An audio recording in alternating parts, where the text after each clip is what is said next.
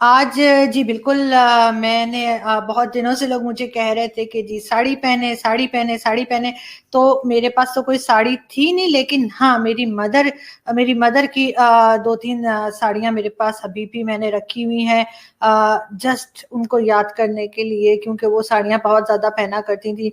और आपने उनकी पिक्चर्स भी देखी हैं ट्विटर पर भी और फेसबुक पर भी, कि मैंने लगाई थी कि वो साड़ी पहनती थी, और अपनी शादी के टाइम पे भी जो थी वो साड़ी पहनी थी, बिकॉज मेरी जो ग्रैंड मदर थी वो भी साड़ी पहनती थी।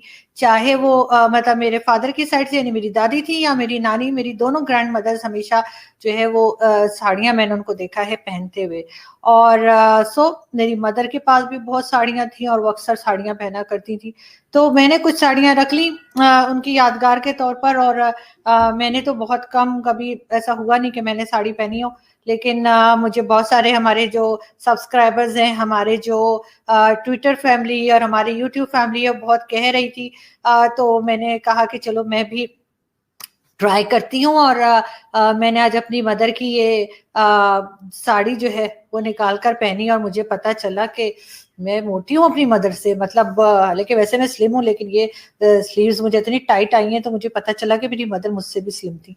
तो अब इसका ये है कि मुझे थोड़ा सा अपना 1-2 केजी वेट और कम करना पड़ेगा, तो फिर ये मुझे इजीली जो है वो मैं पहन पाऊंगी। लेकिन पता नहीं कैसी लग रही हूँ। अभी आप लोग बहुत सारे कमेंट्स करेंगे और कहेंगे ये कैसे पहना था, ऐसे नहीं पहनते, ऐसे पहनते, ऐसे नहीं, ऐसे। और झुमके भी पहने हैं मैंने, और आई होप कि ये गिरेंगे नहीं, क्योंकि वो आदत ही नहीं रही है झुमके पहनने की। इतना ज्यादा पॉलिटिकल शोज कर करके तो वो एक सीरियस सा यूं करके बैठे होते ना। तो इस वजह से लास्ट शो में मेरा ख्याल है नितिन शुक्ला जी थे, मेरा एक झुमका गिर गया था, लेकिन मैंने भी बड़ी होशियारी की। मैंने जल्दी से उनको फ्रेम में सोलो फ्रेम करके, और मैंने वो झुमका उठा के और दोबारा से पहन लिया था। लेकिन आफरीन है हमारे सब्सक्राइबर्स पे, हमारे दोस्तों पे, जो शो देख रहे होते हैं, और उन्होंने वो मिनट भी नोट नोट कर लिया और फटाक से लिख भी दिया कि जी 6 मिनट्स पे जो है वो झुमका गिर गया था। झुमका गिरा रे वाला गाना भी लिख दिया था बॉसों ने। तो एनीवे हम आगे बढ़ते हैं, हम थोड़ी सी बात करते हैं कोरोना वैक्सीन के ऊपर। और ये छोटी सी एक वीडियो मैंने सोचा कि लगाऊं। और सबसे पहले बहुत अच्छी बात है कि इंडिया ने वैक्सीन तैयार कर ली है, और उस वैक्सीन को इंडिया ने ना सिर्फ अपने लोगों के लिए, बल्कि बहुत सी दूसरी कंट्रीज जो जिनके साथ उनके अच्छे टर्म्स हैं उनको भी दे रहे हैं, और पाकिस्तान को नहीं दे रहे। लेकिन कोई बात नहीं, पाकिस्तान को ना दें आप, कोई बड़ी बात नहीं है। हमारा दोस्त चाइना है, अब जिसने वायरस छोड़ा है हमें दवा भी वही देगा। तो यानी जिसने दर्द दिया है दवा भी वही देगा, इस तरह का कोई शेर था ना किसी का। तो हमें चाइना से मिल रही है। अब पता नहीं वो चाइनीज प्रोडक्ट जैसी ही ना हो कि पता चले उसका कोई असर ही नहीं हो रहा। लेकिन खैर वो हम देख लेंगे, जाहिर है आपको बड़ी जल्दी न्यूज में पता चल जाएगा कि क्या हुआ है। मगर इंडिया ने जो वैक्सीन तैयार की है अपने लोगों को लगा रहे हैं। आई विश कि आप सब लोगों के लिए, बल्कि पूरी दुनिया में जहां जहां पे भी ये वैक्सीन तैयार हुई है और वहां के लोगों को लगाई जा रही है, मेरी उन सब के लिए बहुत दुआ है कि वो सब लोग जो हैं उस वैक्सीन को ले सकें और वो वैक्सीन उनके लिए अच्छी साबित हो। यानी उस वैक्सीन का कोई रिएक्शन ना हो। नहीं है कि पाकिस्तान पहले भी मेडिकल हेल्प लेता रहा है भारत से। हमारे यहाँ से बहुत सारे, इनफैक्ट बच्चे, छोटे छोटे बच्चे जो है उनका हार्ट की सर्जरीज होती रही, हार्ट सर्जरीज के लिए जाते रहे हैं, और दूसरी मुख्तलिफ चीजें हैं जिसके ऊपर स्पेशली बच्चे जो है वो वहां पर भारत में जाते रहे हैं। वैसे तो बड़े भी मेडिकल हेल्प के लिए बहुत बार गए हैं, मगर खास तौर पे बच्चों के लिए। और इसमें बहुत अच्छी बात है कि उस टाइम पर जब किसी को मेडिकल हेल्प की जरूरत होती है, तो भारत और इंडिया दोनों जो है वो इस चीज को सामने नहीं रखते कि हमारे जो टर्म्स हैं वो किस हद तक खराब हैं। एक चीज जरूर मैंने अभी रिसेंटली महसूस की, मुझे पता चला, क्योंकि आप लोगों को पता है ना मैं बिंदी शिंदी लगानी शुरू शुरू की है जरा थोड़ा सा। और इस्लामाबाद जो है ना, इस्लामाबाद आप समझे कि इस्लामाबाद में कुछ नहीं मिलता आपको, कोई खास चीजें मिलती है, अगर अगर हो भी तो शायद कराची में हो, लाहौर में हो। लेकिन इस्लामाबाद में अगर आप शॉपिंग करने निकले तो आपको इतना कुछ खास नहीं मिलता। तो मेरे बहुत से इंडियन दोस्त हैं, उन्होंने भी मुझे कहा कि हम आपको बिंदी भेज देंगे, किसी ने कहा हम आपको ये भेज देंगे, वो भेज देंगे, कोई खाने पीने की, क्योंकि मैं चटोरी बहुत हूँ, मेरी मदर मुझे कहती थी चटोरी बता, हर खाने पीने की चीज पे गिरती है। तो उन्होंने मुझे कहा कि हम कुछ खाने पीने का भी कुछ उन्होंने कहा था कि भेज देंगे, एमडीएच के मसाले और पता नहीं क्या क्या। लेकिन फिर हमें पता चला कि इंडिया और पाकिस्तान में तो जी इस तरह की सर्विसेज ही बंद हैं, और हम लोग जो हैं वो ना तो बाय पोस्ट और ना बाय कॉरियर हम कोई चीज एक दूसरे के यहाँ नहीं भेज सकते, जो कि मुझे पहले नहीं पता था। मेरा ख्याल था कि ऐसा कुछ नहीं होगा, लेकिन अब पता चला कि इस हद तक जा चुके हैं कि अब हम एक दूसरे को कोई गिफ्ट भी नहीं भेज सकते, हम एक दूसरे को किसी किस्म का लेटर, लव लेटर की बात नहीं कर रही, लेटर और कार्ड्स या कोई छोटी मोटी चीज, जैसे यहाँ से कोई गिफ्ट भेजना चाहे या वहां से कोई साड़ी या बिंदी या मसाले या कॉस्मेटिक्स या ये या वो या झुमके, तो ऐसा कुछ भी नहीं हो सकता। तो उससे मुझे जो है वो बड़ा अफसोस हुआ है, और मेरा यही मानना है कि ऐसा नहीं होना चाहिए।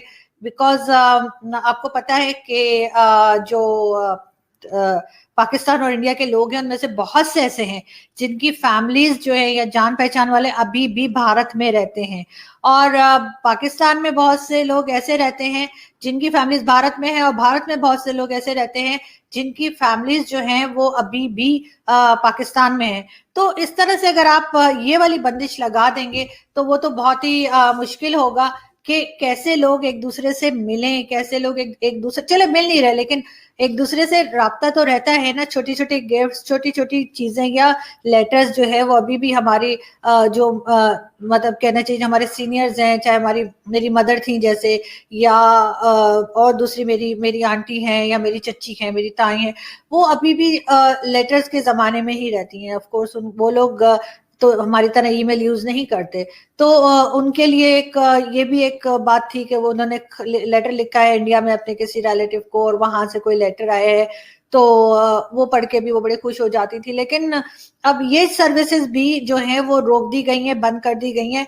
तो मेरी दोनों गवर्नमेंट से, चाहे वो पाकिस्तान की हो चाहे वो इंडिया की हो, दोनों से रिक्वेस्ट है कि प्लीज ये पोस्टल सर्विसेज को आप बंद ना करें, पोस्टल सर्विसेज को आप दोबारा से ओपन करें। ठीक है, मैं ये नहीं कहती कि मेरे जैसे लोग बहुत हैं जो अच्छाई की बात करते हैं, अच्छे टर्म्स की बात करते हैं, लेकिन उसके बाद लोग उन्हीं को बुरा भला कहते हैं कि ऐसा तो पॉसिबल ही नहीं है, ऐसा हो ही नहीं सकता। हो सकता है हमारी जिंदगी में पॉसिबल ना हो सकता है हमारे जाने के बाद हमारे बाद वाली जनरेशन, उसके बाद वाली जनरेशन कहीं ना कहीं जाकर ये चीज रुके और ये नफरतें कम हो और लोग एक दूसरे की बात को सुने।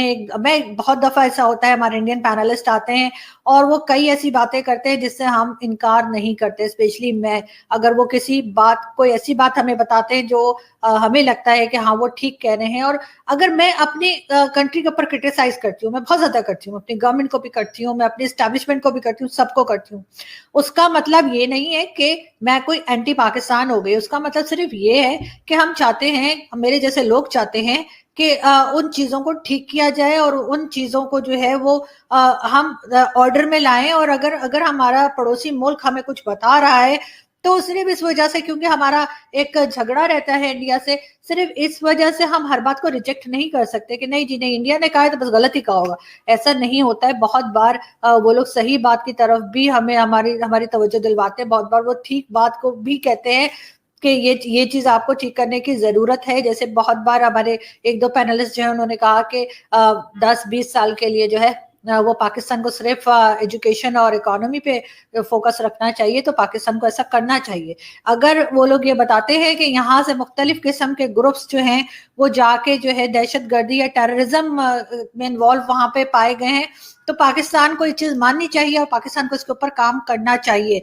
ये कह देने से कि नहीं जी गवर्नमेंट तो इसको सपोर्ट नहीं करती है, वो इंडिविजुअली जाके ऐसा कर लेते हैं, तो नहीं जी, अगर आप गवर्नमेंट में बैठे हैं ना, तो इस तरह के जिहादियों को, इस तरह के टेररिस्ट जो है और इस तरह की टेररिस्ट ऑर्गेनाइजेशंस को कंट्रोल करना गवर्नमेंट का काम है।